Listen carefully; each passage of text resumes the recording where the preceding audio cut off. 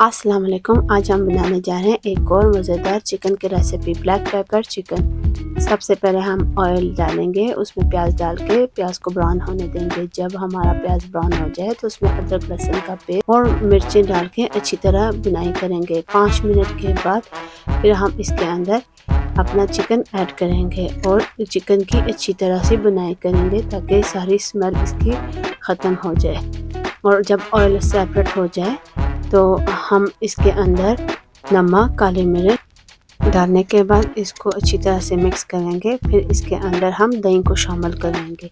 दही को शामिल करने के बाद इसको हम मिक्स करेंगे और फिर 1 गिलास पानी का डालेंगे और हाई फ्लेम पे इसको उबलने देंगे और वक्फे वक्फे लोहे की मदद से हांडी को हिलाते जाएंगे।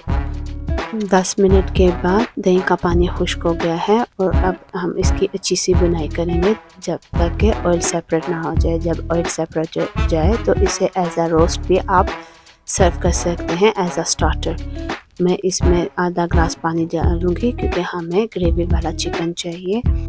पानी डालने के बाद इसको 5 मिनट के लिए हाई फ्लेम पे रखूँगी। देखिए अभी हमारा चिकन तैयार, हमें इतनी ही ग्रेवी चाहिए।